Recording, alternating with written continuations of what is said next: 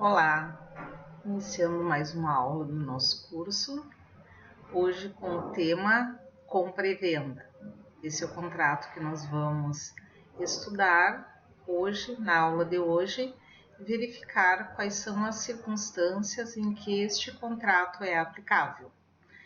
O contrato de compra e venda é um acordo de vontades entre comprador e vendedor, pelo qual, mediante o pagamento de certo preço, é transferido o domínio de uma coisa como objeto deste contrato. Quer dizer, no momento em que eu tenho tecnicamente o contrato de compra e venda, eu tenho que entregar algo palpável, algo material, uma res, uma coisa, um bem. Nesse sentido, quando nós tratamos desse tipo de contrato, nós temos como partes o vendedor, que é aquele que vai vender aquele bem, que vai dispor ele em troca do dinheiro, e o vendedor é o devedor da obrigação de dar uma coisa certa, a coisa determinada. E o comprador é aquele que vai adquirir o bem, que vai pagar por ele. E ele é então o credor da obrigação de dar esta coisa certa. No caso, ele vai receber o bem objeto do contrato de compra e venda. As obrigações do vendedor são transferir o domínio da coisa, que é a propriedade, e caso ele não cumpra este dever, poderá o comprador optar entre a entrega da coisa ou a resolução do contrato com perdas e danos. Se essa recusa, essa impossibilidade se der em razão de culpa daquele devedor, ele terá as despesas com a tradição, os débitos atinentes à coisa, isto é, tudo aquilo que se referir, impostos, tributos, alguma despesa que tenha que pagar com relação ao bem até a data da efetiva transmissão da propriedade. A responsabilização por vício redibitório, que é aquele vício oculto que a coisa pode ter, e a responsabilidade pela evicção, que é a perda da coisa. O comprador tem as obrigações de pagar em dinheiro, como regra da compra e venda, o pagamento deve ser feito em dinheiro. Este pagamento também, como regra, é à vista, embora as partes possam convencionar o pagamento a prazo, mas lembrando que só será prazo se houver acordo, se houver convenção entre as partes. Nós temos como elementos da compra e venda o objeto, que é aquele bem que vai ser vendido, o preço, que é o custo daquela coisa, aquilo que o comprador vai pagar, que é o ponto característico do contrato de compra e venda, o consentimento das partes, que é aquele acordo que é feito entre as partes, o consenso, aquilo que eles realmente querem efetivar. E nós temos que todo o contrato de compra e venda, assim como a regra dos contratos, ele é um contrato consensual, porque basta o acordo entre as partes, entre vendedor e comprador, com relação àquilo que vai ser entregue e o valor que vai ser pago. Então, este acordo de vontades, eles vão estipular o bem a ser entregue e o valor a ser pago por este bem. O contrato de compra e venda, ele se caracteriza como um contrato bilateral porque há a obrigação de ambas as partes. Também é um contrato oneroso porque vai exigir um sacrifício de ambas as partes. Quer dizer, a todo o benefício que aquela parte vai receber vai corresponder um sacrifício. Quer dizer, o vendedor terá o dinheiro, mas ele terá que entregar a coisa. O comprador terá a coisa, mas ele terá que se desfazer do dinheiro. Quando nós tivermos por objeto um bem imóvel, cujo valor seja superior a 30 salários mínimos, nós temos o contrato de compra e venda como um contrato formal, que exige a escritura pública, por força do que determina o artigo 108 do Código Civil. Mas a regra do contrato de compra e venda é que ele é um contrato não formal, isto é, ele não é solene. Basta que haja, então, o acordo entre a coisa que vai ser vendida e o valor. Quando nós temos este contrato, nós temos determinados elementos essenciais. São as partes, comprador e vendedor, a coisa que vai ser entregue, que deve ser um objeto possível, lícito, determinado ou determinável, e ainda deve ser algo que seja passível de alienação, quer dizer, essa coisa deve ser possível de ser vendida. O preço, que é aquele valor que em regra vai ser pago em moeda corrente, e somente em casos excepcionais há autorização para que seja feita a venda em moeda estrangeira ou em ouro, e a vontade das partes, quer dizer, o contrato, aquilo que eles acordaram com relação àquela negociação. Como requisitos formais, nós temos que, quando nós tratamos de bens, a regra é que nós não tenhamos uma forma específica, porque vige no nosso ordenamento a liberdade de forma, de acordo com aquilo que as partes estipularem, e o contrato ele pode ser escrito, ele pode ser verbal, ele pode ser mímico, mas quando nós tratamos de bens imóveis, nós precisamos obrigatoriamente da forma escrita, porque este contrato deve ser registrado no registro de imóveis. Em razão disso, eu preciso ter isso documentado. Quando nós temos com relação ao bem e tratamos de bem imóvel, nós temos determinados requisitos objetivos, que são com relação ao tamanho, a coisa que vai ser vendido, e se essa coisa ela é feita por medida, que nós chamamos de ad mensuram, que é quando se faz uma negociação, uma compra e venda, em que o preço é estipulado em razão do tamanho. Neste caso, quando se vende uma coisa e se verifica que não é exatamente aquele tamanho, o comprador ele vai ter direito à complementação de área ou ao abatimento do preço. E se isso não for possível, até mesmo a resolução do contrato. Ou nós teremos a chamada venda de corpos, quando se trata da coisa vendida por corpo certo. Quer dizer, é aquilo com aquelas características, mas não há uma importância prevalente com relação ao tamanho daquela coisa, a área daquela coisa. Quer dizer, não é o tamanho que determina o preço, mas sim o bem em si, o objeto em si. Quando nós tratamos de venda de corpos, o vendedor ele aliena aquele bem como um corpo certo e determinado. Quer dizer, ele determina aquilo, é aquela chácara que está fechada, é aquela vila que está fechada, é aquela fazenda que está fechada. Quando nós tratamos da venda por medida, então, o fator predominante para a negociação é justamente aquele tamanho. É 100 hectares, é 1.000 metros quadrados, é 200 metros quadrados. Se não houver essa área, então há essa possibilidade, então, de se ajustar o negócio com relação à área ou então se resolver o contrato. Quer dizer, o contrato deixa de existir.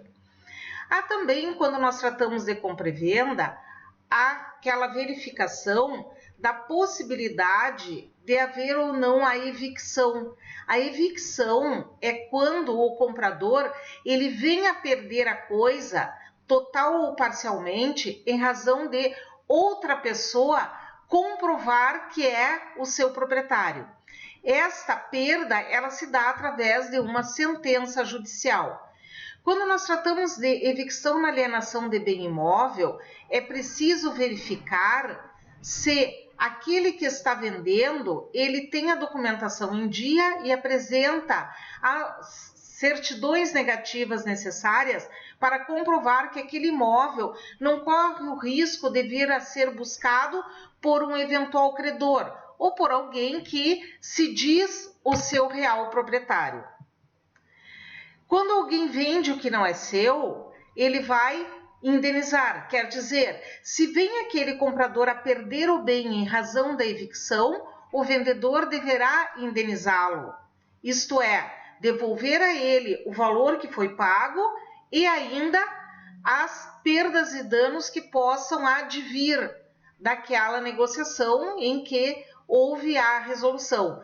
Porque a evicção é uma garantia do comprador de que, ou a proteção contra a evicção é uma garantia do comprador de que ele não vai vir a perder aquele bem, que alguém não vai vir a tomar o bem dizendo ou provando que é o seu proprietário. E aí nós temos nessa relação jurídica da evicção o vendedor, que é o alienante, o adquirente, que é o comprador, e o terceiro, que é o proprietário do imóvel, que pode vir a comprovar que é realmente o seu dono e buscar a coisa na mão de quem quer que a possua ou detenha injustamente, exercendo aí um dos direitos inerentes à propriedade, que é o direito de sequela.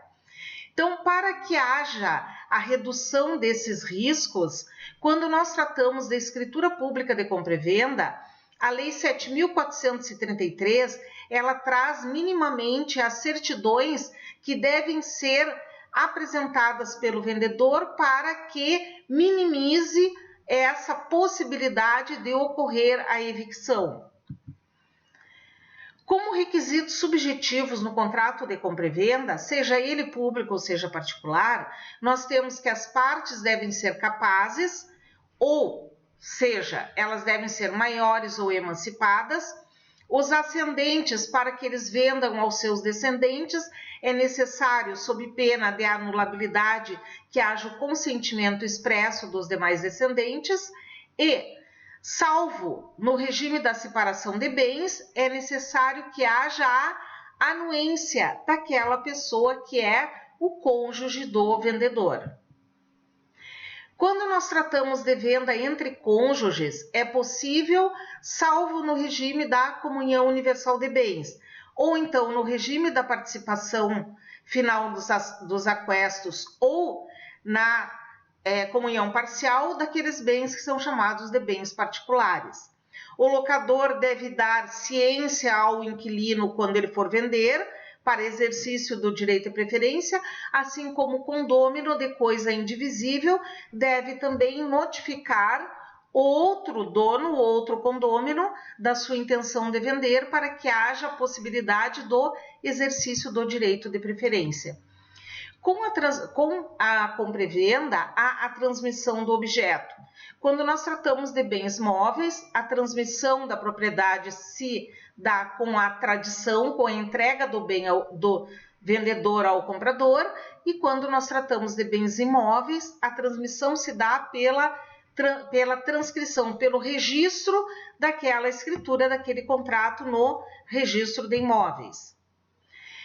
Quanto à responsabilidade pelos riscos, os riscos correm por conta do vendedor até que haja a tradição ou que haja o registro, e com relação às despesas, nós temos que, se nada for estabelecido contratualmente, as despesas de escritura e registro são de responsabilidade do comprador e da tradição da coisa são de responsabilidade do vendedor.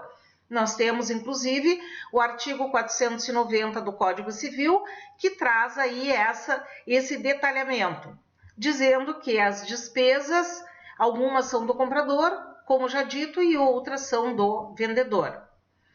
No contrato de compra e venda à vista, o comprador deve cumprir a parte pagando aquele bem, o valor, o preço daquela coisa, para que imediatamente o vendedor cumpra a sua obrigação de entregar a coisa, e somente aí um estará obrigado em relação ao outro. Quando for compra e venda a prazo, no momento em que há essa negociação, o bem já é entregue pelo vendedor e o comprador, ele se torna devedor, então, daquele pagamento. Podemos estabelecer no contrato de compra e venda algumas cláusulas especiais. Dentre essas cláusulas, nós vamos ver algumas que não são presumidas, quer dizer, elas têm que estar expressas no contrato. Caso contrário, eu sempre vou presumir que não há nenhuma cláusula especial estabelecida. Dentre essas cláusulas, quando nós tratamos de compra e venda de bem imóvel, nós temos a chamada cláusula de retrovenda, que é aquela cláusula que trata de uma reserva daquele bem. Quer dizer, o vendedor ele vende, mas ele se reserva o direito de, no prazo máximo de 3 anos, ele recomprar aquele bem. Então, nesse caso, não é que o vendedor ele continue sendo o proprietário. Ele somente tem esse direito de exercer o que se chama de retrato. Se o comprador vender esse imóvel, aquele terceiro que comprar, ele saberá que existe essa cláusula, porque vai estar lá no registro do imóvel. E aquele vendedor, ele então vai devolver o dinheiro para quem estiver de propriedade do bem, reembolsando as despesas que esta pessoa teve. Então, é possível este direito, então, ser feito no prazo de 3 anos máximo, né, um prazo decadencial após o registro da escritura. E esse direito de retrato, ele passa para os herdeiros daqueles contratantes.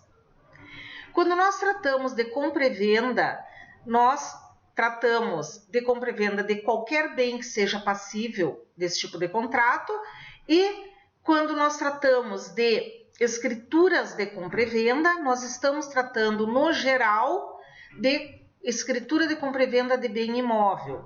A lei traz a obrigatoriedade da escritura pública de compra e venda para bens imóveis cujo valor seja superior a 30 salários mínimos, de maior valor vigente no país. Nesse caso, esse instrumento vai ser lavrado no tabelião de notas e tem alguns requisitos que devem ser atendidos. Esses requisitos que eu vou trazer para vocês aplicam-se também, na sua maioria, ao contrato particular de compra e venda de imóvel, que pode ser feito por qualquer pessoa que não seja tabelião de notas e ser registrado no registro de imóveis. Então, o que precisa em regra para esse tipo de contrato ou de escritura pública? Pagar o ITBI, que é o Imposto de Transmissão relativo às operações onerosas.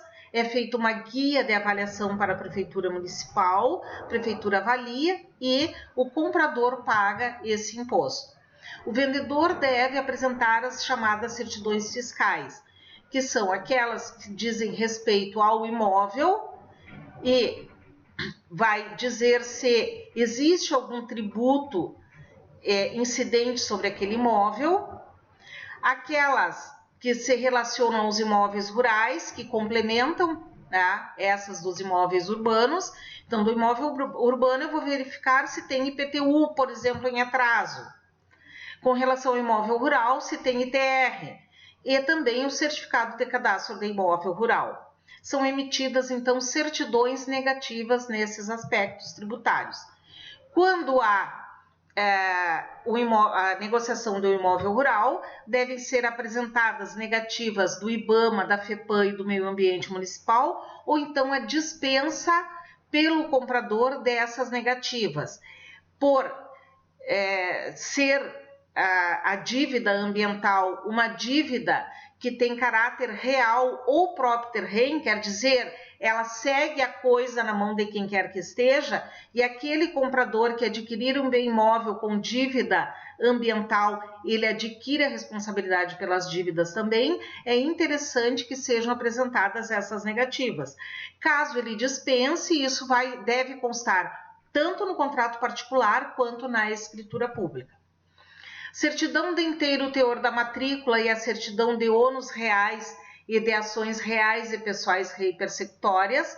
Essas certidões são expedidas pelo Registro Imóveis para dizer que aquele imóvel não tem nenhum tipo de ônus, não tem nenhum tipo de ação, que ele está apto para ser vendido. Essas certidões têm prazo de validade de 30 dias, conforme determina a Lei dos Registros Públicos.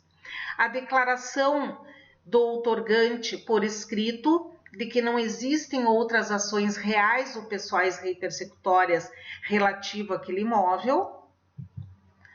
Prova de quitação do condomínio, quer dizer, aqueles imóveis que fazem parte de um condomínio edilício, por exemplo, uma loja, um apartamento, uma garagem, eles devem apresentar, então, uma declaração do síndico ou da administradora de condomínio de que está em dia com a despesa de condomínio. Por ser também uma obrigação propter rem, quem compra um imóvel e não exige a constância ou a apresentação dessas certidões, corre o risco de se responsabilizar tacitamente pelo pagamento de eventuais dívidas em atraso referente ao condomínio.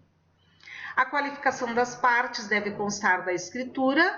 Então, se for pessoa física, vai constar o RG, o CPF. Se for pessoa jurídica, vai constar o número do contrato social, aonde é a sua sede social, o número do CNPJ, o número da matrícula ou do registro e o serviço onde está registrado, a apresentação do CCIR e do ITR com relação aos imóveis rurais e, além disso, há um rol de documentos que devem ser apresentados caso seja feito esse contrato. Tanto para o contrato, quem vai lavrar um contrato particular, por exemplo, o advogado, o despachante imobiliário, vai precisar ter documentos nos quais ele vai basear a qualificação tanto das partes quanto a descrição do imóvel.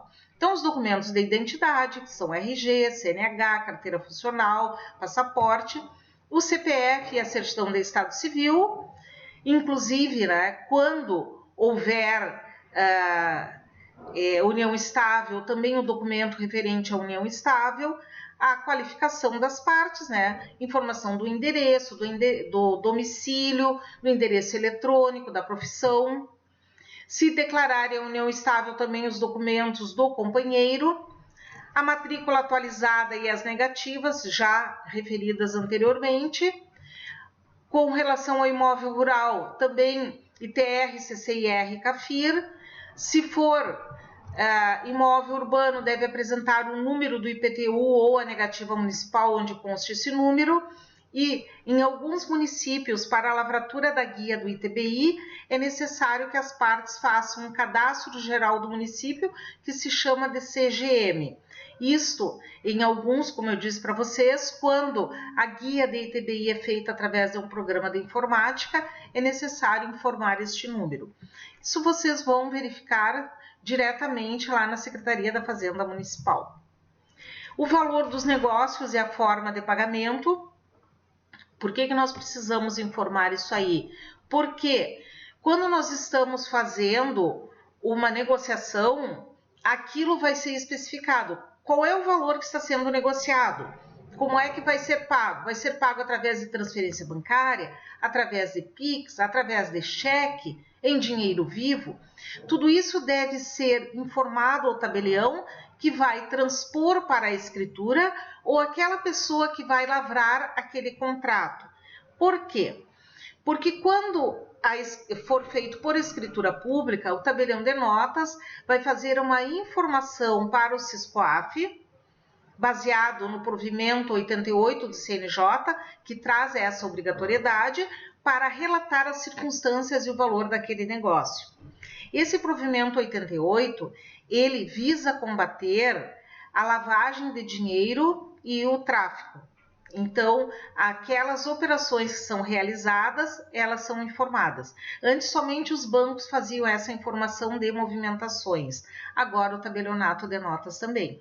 Quem fizer um contrato particular sujeito a registro de imóveis vai ter que colocar essa circunstância também, porque quem vai fazer essa informação, quando não feita pelo tabelião de notas, é o registrador de imóveis.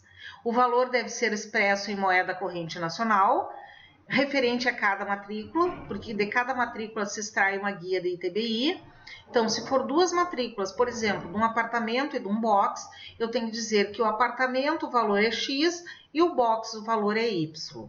Então, não deve ser um valor genérico. Então, 200 mil o negócio. Não, 190 mil um e 10 mil outro, por exemplo. E também não se informa um valor genérico, se informa o valor, por exemplo, estou vendendo 10 hectares, é R$1.000 o hectare. Na verdade, lá na matrícula é 10,001 hectares. Se é pelo valor do hectare, o valor então será diferente. Então, deve ser informado o valor global final daquele negócio. A área do bem vendido, se não for a área total da matrícula, deve ser informado por escrito. Quer dizer, por exemplo, uma pessoa tem um imóvel de 1.000 metros quadrados, está vendendo somente a área de 125 metros quadrados. Tem algumas negativas que são obrigatórias por lei. Então, por exemplo, aquelas negativas referentes ao imóvel, aos ônus reais, elas são obrigatórias, mas existem outras que ou o comprador pode exigir ou ele pode dispensar. Óbvio que para que ele dispense, ele tem que estar ciente das consequências dessa dispensa, porque uma vez que ele dispense e ele venha, por exemplo, a sofrer a perda desse bem, em razão de uma situação que já estava posta, que já era conhecida, ele não vai poder alegar que é um comprador de boa-fé. Se ele dispensar e for feita a escritura pública, vai constar expressamente na escritura que ele dispensou e que ele sabe das consequências. O tabelião vai analisar a identidade e a capacidade das partes, quando for encaminhada essa documentação, e vai então requerer a documentação que entenda necessária para essas comprovações. Quando nós tratamos de capacidade das partes, nós já vimos anteriormente, capacidade não é só aquela capacidade referente à implementação da idade, por exemplo. Nós temos que verificar se há necessidade, por exemplo, daquela pessoa apresentar o seu cônjuge, o seu companheiro também para assinar o instrumento. No ato do encaminhamento da escritura, deve ser informado pela parte que está encaminhando, se uma das partes é analfabeta ou impossibilitada de assinar, porque isso vai constar no instrumento público. E deve ser indicado, então, quem vai assinar a rogo desta pessoa. Então, são pequenos detalhes que vocês estão aprendendo para encaminhar uma escritura pública num tabelionato de notas. Isso serve também, a grande maioria, para algum de vocês que queira elaborar um contrato de compra e venda de um imóvel. Por exemplo, um cliente me procurou, ele está vendendo um imóvel de R$25.000. Posso fazer no escritório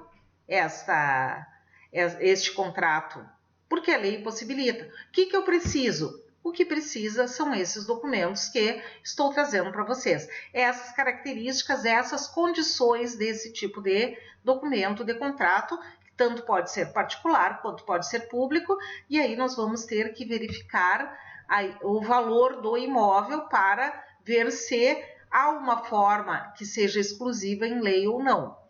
Após a apresentação dessa documentação, vai ser elaborada a guia do ITBI, o tabelião elabora.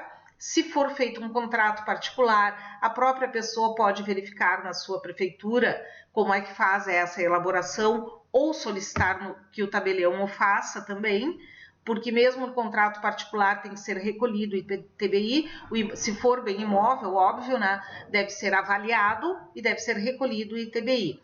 O ITBI é o Imposto de Transmissão sobre Bens Imóveis. Então, sempre que há transmissão de um bem imóvel, deve haver o recolhimento para o município. Então, vai ser avaliado e vai ser pago o ITBI. Essa é uma das condições para a lavratura da escritura pública e é uma das condições para o registro do contrato particular no registro de imóveis. Pela estimativa de custas no tabelionato, ou para a estimativa de custa, deve ser informado o valor atribuído aos bens, e a escritura de compra e venda é um contrato com valor determinado, então deverá ser verificado no momento qual é o valor que se aplica à tabela de emolumentos do Estado para esse tipo de contrato. Após a lavratura dessa escritura de compra e venda, os vendedores e compradores vão assinar, o tabelião vai encerrar o ato assinando também, apondo o seu sinal público, que é a sua assinatura, e ela vai ser levada ao registro de imóveis para que seja registrada. Por quê? Quando nós tratamos de bem imóvel, E não interessa se eu estou fazendo um contrato particular ou uma escritura pública, a transmissão da propriedade só vai se dar com o registro. Antes de estar registrado, é somente um contrato obrigacional que vale entre vendedores e compradores, mas que não pode ser oposto a terceiros. Quer dizer, eu não posso alegar a minha propriedade se eu não tiver registrado lá no registro de imóveis. E vale sempre aquela máxima de nós lembrarmos quando nós tratamos aí do direito registral. Quem não registra não é dono. Não sendo dono, ele não pode comprovar o direito de propriedade de bem imóvel perante terceiros, certo? Também se aplica esse tipo de contrato e de escritura também para bens móveis, o que não é comum em razão de não haver a necessidade de registro na maioria desses bens e da lei não impor a forma pública. Geralmente o que se faz então é o contrato particular de compra e venda de bem imóvel até 30 salários mínimos que vai a registro, implementando todas as condições da escritura pública, ou então a escritura pública direta no tabelionato de notas. De qualquer forma, um e outro agora vocês já sabem como é feito, de que forma se encaminha, de que forma se elabora, e espero que esta aula tenha sido útil e proveitosa para vocês e que nos encontremos na próxima aula tratando dos aspectos de escrituras com valor determinado. Beijo da prof e até a próxima aula.